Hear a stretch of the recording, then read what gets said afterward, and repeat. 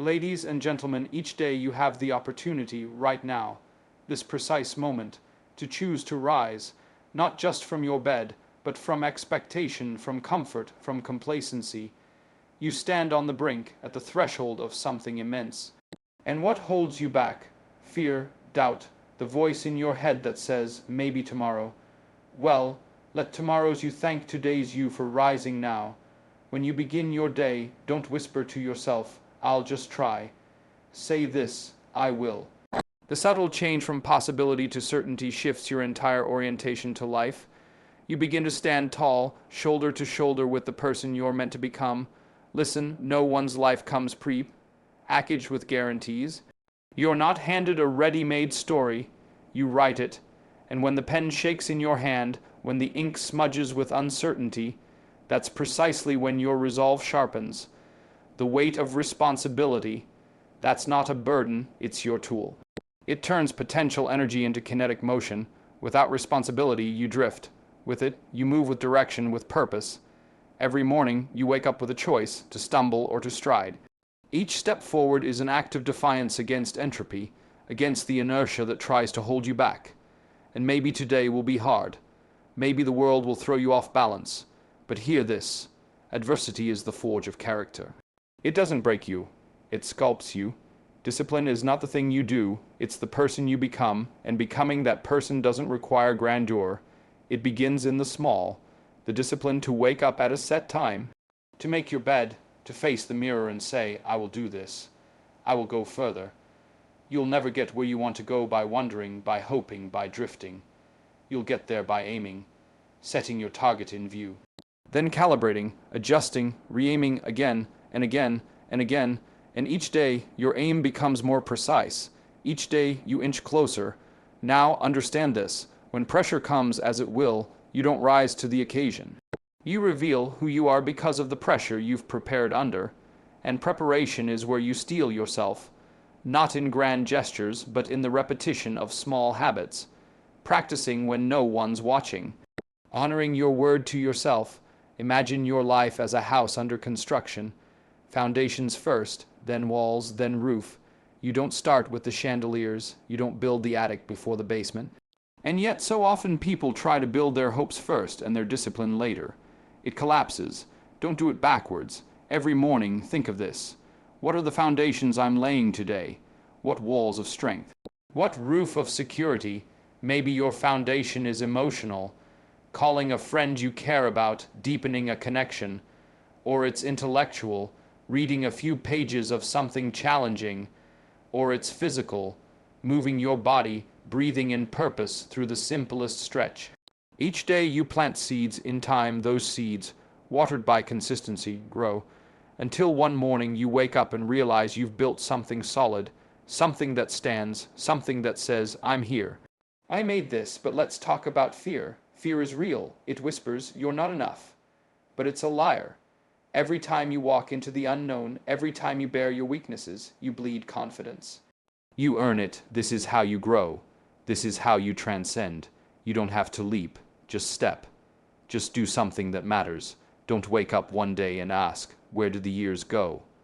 Ask instead, where am I going next? Reflect nightly, then launch daily.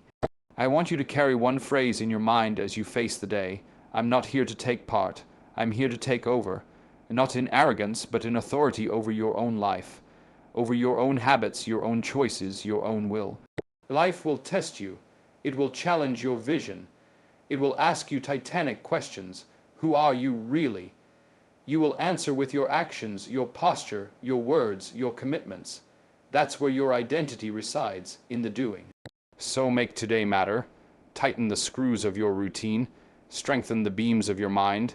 Nail down the principles that guide you. And if you fall, get up. If you break, repair. If you lose, learn. You're not waiting for permission.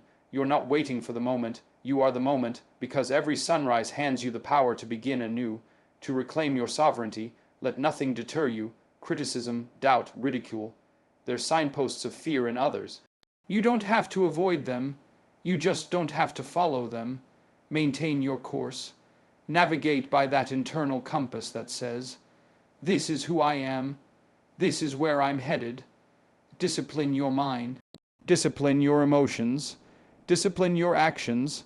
And in that triad, you find freedom, real freedom, the freedom to craft your life, to serve something greater, to become more than you think possible. The person you need to become is not a mirage.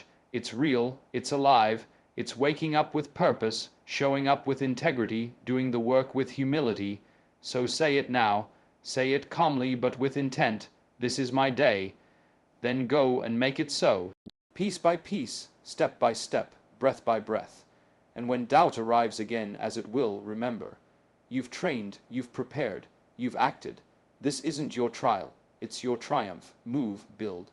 Grow, serve, because the alternative, drifting, fading, shrinking, is beneath you. It's beneath who you are becoming. Each morning, get up. Each day, stand up. Each moment, step up. That's how you win. Not once, but again and again, every morning, every choice, every breath. Discipline is the quiet, unglamorous force behind every significant achievement. It's not something you're born with. It's something you train into your bones through repetition, through decision, through struggle. You don't become disciplined by chance. You become disciplined by choice over and over again. And in that choice, you begin to uncover something that often surprises people. Discipline doesn't trap you. It doesn't confine you. It sets you free. People misunderstand this all the time. They think freedom means doing whatever you want, whenever you want, sleeping in, skipping the hard conversations, avoiding discomfort. But that's not freedom. That's indulgence. That's the path to chaos. Real freedom is having control over yourself. It's having the power to do what's right even when everything inside of you wants to do what's easy. Freedom isn't a feeling. It's the result of structure, order, and strength, and that strength is born from discipline. When you have discipline, you don't need to be told what to do. You already know. You don't have to wait for motivation. You act in spite of your feelings. You don't let life push you around. You move with intention because you've built a structure that supports you. The person who can control themselves doesn't need anyone else to control them. That's where power lies. That's where freedom lives, and it's not loud. It's not dramatic. It's found in the quiet act of doing the work, especially when no one's watching. Discipline is waking up early not because you like mornings, but because you respect your time. It's showing up to the gym when your body aches because you respect your health. It's turning off distractions and focusing on the task at hand because you respect your goals. Discipline is respect, turned inward and outward. It's a deep acknowledgement that your actions matter and that your future depends on them. People who lack discipline always wait. They wait for the right moment, the perfect mood, the cleanest environment, the best weather, the supportive friend, the clear signal. And in that waiting they drift, they become passive. But the disciplined person doesn't wait. They act, and in acting they generate energy. Discipline creates momentum, and momentum fuels progress.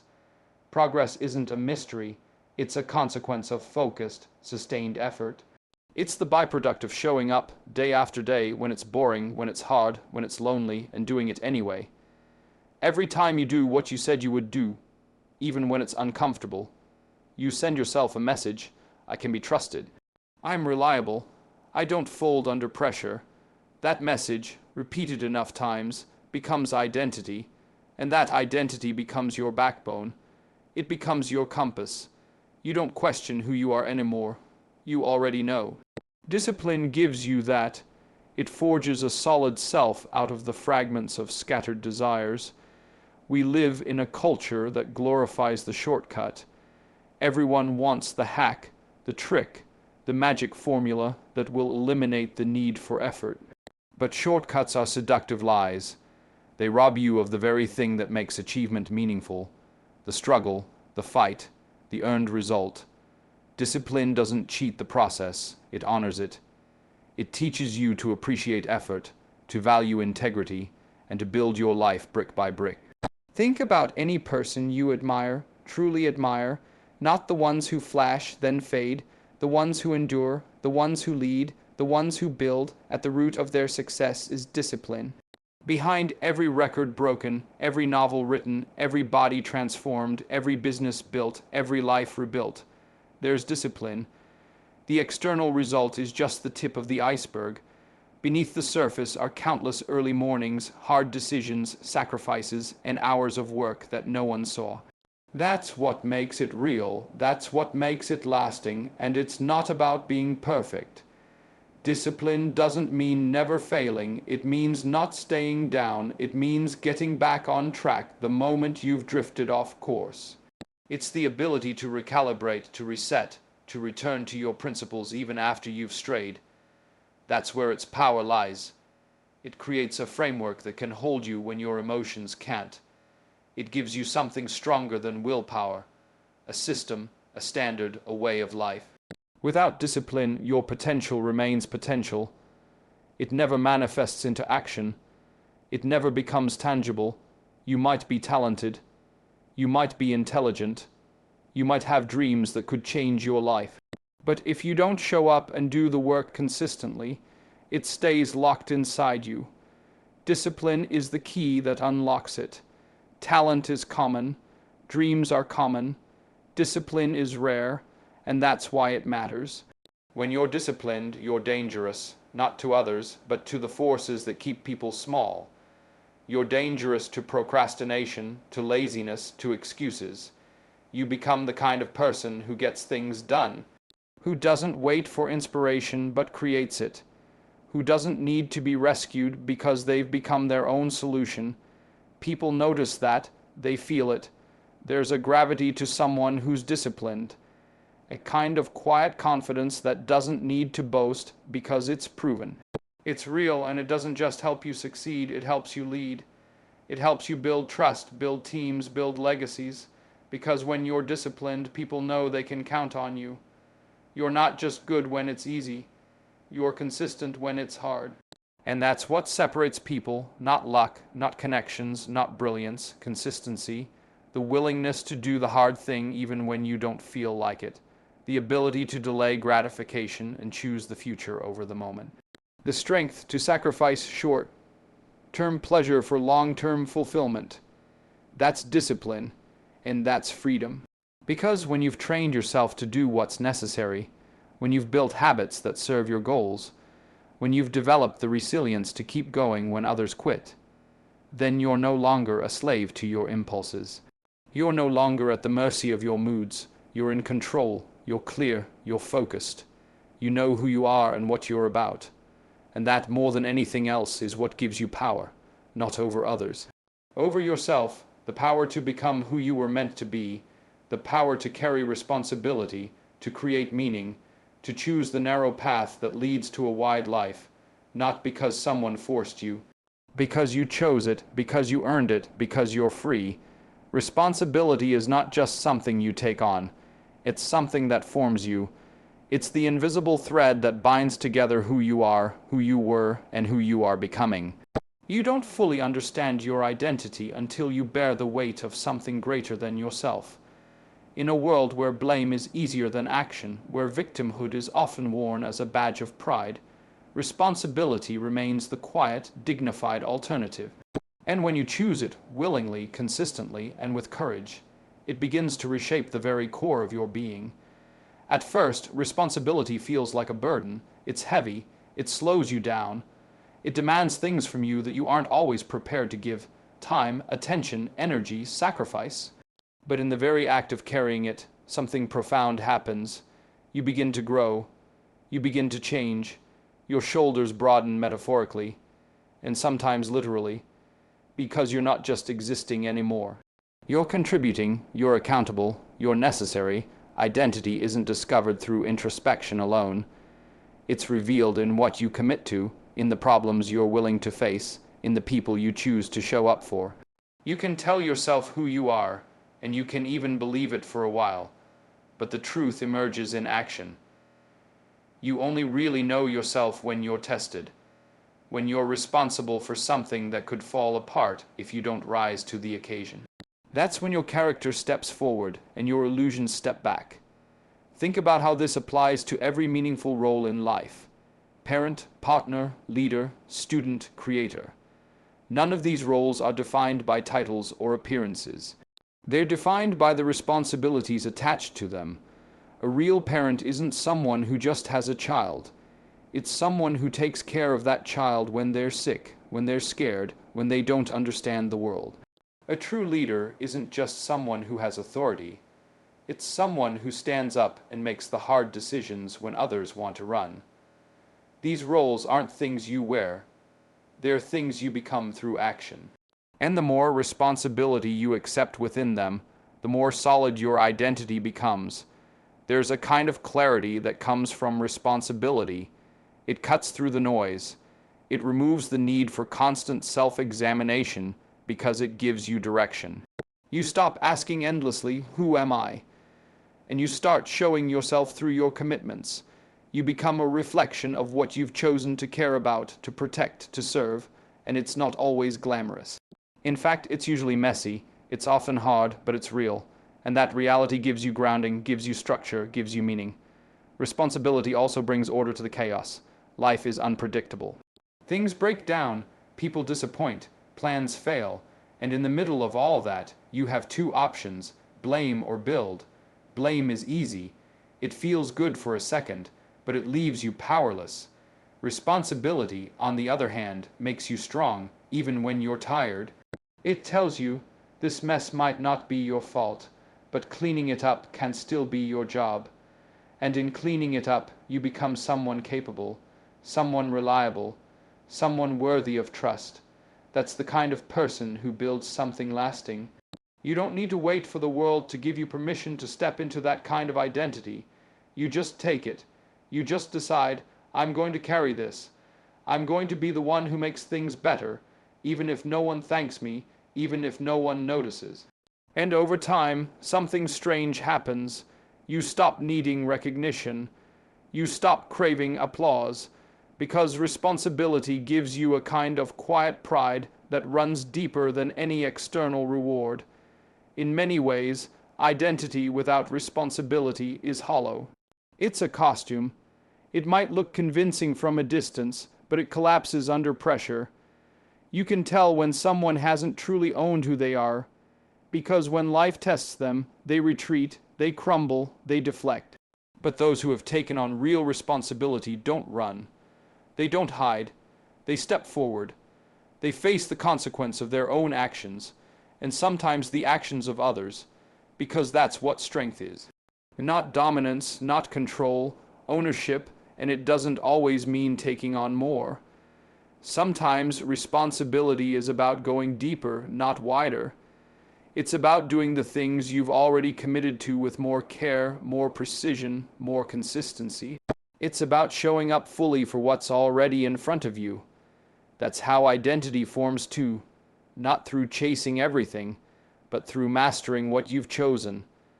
There's also something sacred about responsibility. It connects you to the people around you. It makes your life matter to others. It reminds you that your choices have ripple effects, that your discipline, your words, your sacrifices, they shape the environment that others have to live in. And when you really absorb that, you start to act differently. You stop thinking in terms of what do I want right now, and start asking what does this moment require of me. That shift is maturity. That shift is transformation. If you want to become someone worth following, someone worth remembering, someone you can respect in the mirror, it starts with taking responsibility. Not just for your successes, but for your failures. Not just for your dreams, but for your distractions. Not just for your potential, but for your patterns. You own it all, the good, the bad, the unfinished, the uncomfortable, and in doing so, you rise. Not in an instant, but gradually, like a mountain forming under pressure. And that's why responsibility isn't something to fear, it's something to embrace. Because it forces you to rise to the level of your own life. It calls out the strongest parts of you, the ones you didn't even know existed. It demands your honesty, your resilience, your patience, your integrity. And in answering that call, you find yourself. You find your path. You find your name etched into something that actually matters. No one else can do that work for you. You can't borrow identity from someone else. You can't fake responsibility. You can only carry it. You can only live it. And when you do, day after day, you realize that the person you were searching for, the grounded, confident, capable version of you, was never missing. They were waiting for you to step up, take hold, and take ownership. Fear will whisper every reason in the world for you to stay still. It will sound logical, reasonable, even protective. It will dress itself up as caution, as strategy, as humility. It will tell you, wait just a little longer. You're not ready. What if you fail? But fear lies. It twists reality. It magnifies risk and minimizes your strength. It creates shadows out of possibilities. Fear is a liar not because the danger it warns of is always false, but because it never tells the whole story. It leaves out the most important part, that you are capable of facing it, that you grow not in the absence of fear but in the presence of it. Fear thrives in imagination. It's fed by inaction. The longer you wait, the louder it becomes. The more you think about all the things that could go wrong, the more real those outcomes feel, and yet none of it is actually happening. It's all hypothetical. Fear paints worst case scenarios with such vivid color that it fools your nervous system into reacting like the threat is real. But until you move, until you act, you're living inside a prediction, not a reality. Action is the antidote. Action is what rips fear out of your mind and throws it under the light of truth, because when you act, you get feedback. You don't have to wonder anymore. You don't have to guess. You do something and something happens. Even if it doesn't go perfectly, you learn, you see, you experience, you grow. Fear wants you paralyzed. Action gets you moving, and momentum is something fear can't outrun. People often wait to feel brave before they move. They wait until the fear goes away. But courage isn't the absence of fear. It's the decision that something else matters more. It's the choice to move forward even when your heart is pounding and your thoughts are spinning. That moment when your legs are shaking, but you take the step anyway. That's real courage. That's truth in motion. And it's in that space where you find out who you really are, because fear will always exaggerate your weaknesses and underestimate your strength. It points to your past failures and says, see, you're not built for this. It points to someone else's success and says, you'll never measure up. But fear never factors in your ability to adapt. It never accounts for your capacity to learn, to grow, to evolve. It assumes you'll be stuck forever as the version of you that exists today. But action proves fear wrong. Every single time, you can't think your way out of fear. You can't rationalize it into silence. You have to move. You have to act your way through it. You start small if you must, but you start. And with each action, no matter how tiny, you chip away at the power fear holds over you. You start to build something stronger than fear, confidence, but confidence doesn't precede action. It follows it, it's earned, it's built in the doing, and even when action doesn't lead to success, it still beats fear. Why? Because it puts you in the game. It puts your hands on the levers of your life. You're no longer watching from the sidelines. You're learning, you're adjusting, you're becoming. That's a victory in itself. Inaction leaves you the same. Action transforms you. Fear speaks in generalities. This will go badly. They'll laugh at you. You'll fail. But action brings specificity. You start to realize maybe they won't laugh. Maybe I won't fail. Maybe the worst isn't as bad as I imagined, and even if it is, maybe I can handle it. You gain evidence. You build resilience. You collect experiences that begin to drown out the voice of fear with something stronger, truth. And truth is powerful because it gives you clarity, it grounds you in reality, it tells you, I've been here before and I made it through. It reminds you that discomfort isn't fatal, that rejection doesn't define you. That falling doesn't mean you're finished. Truth is forged in movement, in trying, failing, adjusting, and trying again. Truth says you are stronger than you think. Fear doesn't want you to know that. But action does. The difference between people who succeed and those who don't isn't fear's response. Everyone feels fear. The question is what you do with it. Do you let it dictate your steps, or do you feel it and still move? Some of the most courageous people are also the most afraid, but they've learned to move anyway. They've learned that action isn't just physical. It's psychological. It's spiritual. It's reclaiming agency over your own life. Fear wants you to seek comfort. Action invites you into growth, and growth always feels uncomfortable at first. That's why it's rare. That's why it's meaningful. If you only move when it's easy, you'll stay small. You'll live in the shadow of your own potential. But if you move when it's hard, when it's scary, when everything in you says, run, and you stay, something shifts inside you, you become someone new. Not because the fear is gone, but because you chose to rise anyway. You can talk about your dreams all day. You can journal about your goals, visualize your success, and create perfect plans. But if you don't act, you're just decorating fear. You're giving it new language, new disguises, new excuses. The only way to know what you're capable of is to start, to step, to do, even badly, especially badly, because that's how skill is born. That's how clarity emerges. Every time you act in the face of fear, you train your nervous system to respond differently. You teach your body and brain, this isn't danger, it's challenge, and you rise to meet it. The more you do this, the more your threshold for discomfort expands. What once terrified you becomes normal. What once felt impossible becomes your baseline. That's the evolution of courage. That's how fear loses its grip. And make no mistake, fear will keep showing up. It doesn't disappear just because you've beaten it once. It adapts, it changes shape, but so can you. You don't need to eradicate fear. You need to learn how to move with it. Let it ride in the backseat if it must, but never let it touch the wheel. There will be moments when fear roars, when the stakes feel high, when the unknown feels infinite, and in those moments you must remind yourself, fear is a liar. It tells you you're not ready when you are. It tells you you're alone when you're not. It tells you you'll fall apart when you're built to rise. The only way to silence it is to step into it. Not once, not twice, daily, hourly, as often as it shows up. Because every act of courage builds upon the last. Every time you say, I'm doing this anyway, you stack another brick on the foundation of your future self.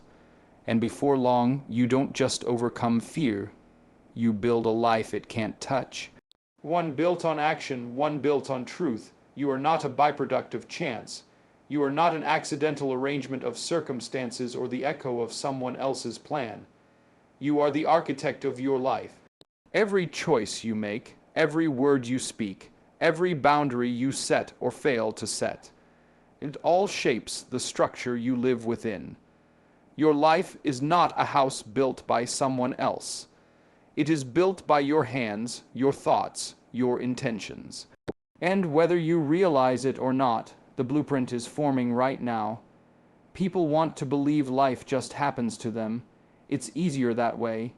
It gives them something to blame. They say things like, this is just the way I am, or this is how I was raised, or I didn't have the opportunities.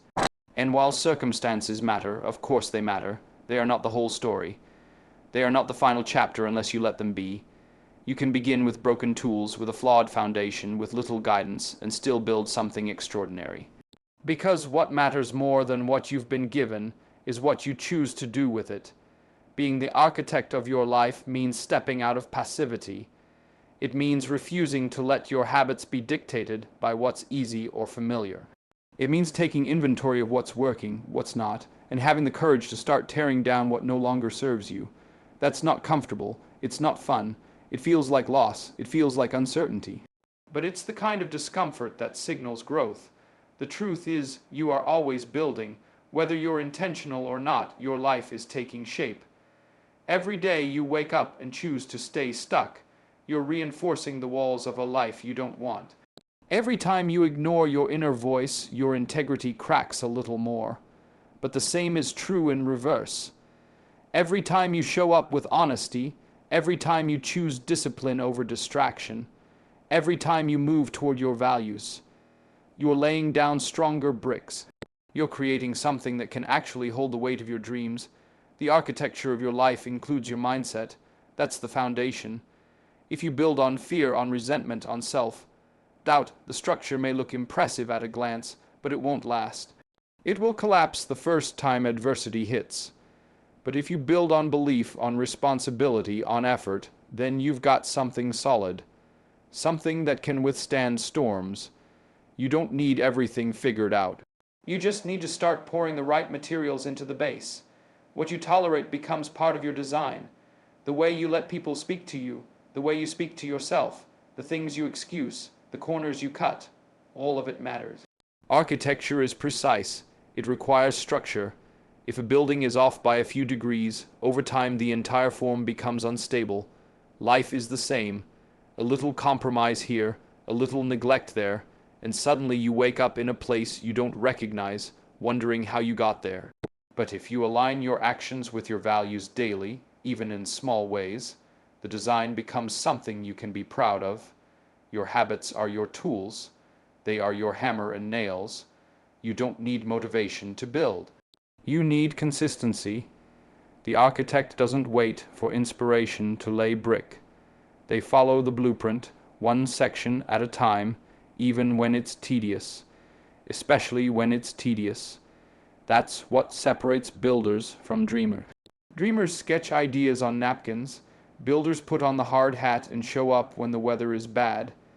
Builders keep going when the scaffolding collapses, because they're not just hoping. It works out. They're making sure it does. And not every part of your life is going to look perfect all at once. Some areas will be under construction while others are already built up. That's fine. That's expected. You can be strong in one room and still working on the next. You can have clarity in your purpose and still struggle in your relationships. You can have discipline in your health and still be learning how to manage your emotions. What matters is that you don't walk away from the job. You keep showing up to the site. You keep adjusting, tweaking, rebuilding. You also have to learn to trust your vision. As the architect, your job is to see what others can't see yet, to believe in a design that's not yet finished. People may not understand the layout. They may question your decisions. They may laugh at the scaffolding or criticize the unfinished walls. But they don't see the blueprint. They don't know what you're building. You do, and that belief is sacred. You guard it. You protect it. Because if you lose sight of the design, the whole structure falters. Comparison is another trap that ruins architecture. You can't compare your building, your life, your journey to someone else's. They're working with different terrain, different materials, different timelines. What looks like success from the outside may be a hollow shell. And what looks small now might be the foundation for something massive later. Your job is not to match someone else's structure. Your job is to build yours with integrity from the inside out, and when setbacks come, and they will, you don't throw away the whole plan, you don't burn it down. You go back to the drawing board, you reassess, you reinforce, you learn. That's part of being an architect. It's part of being human.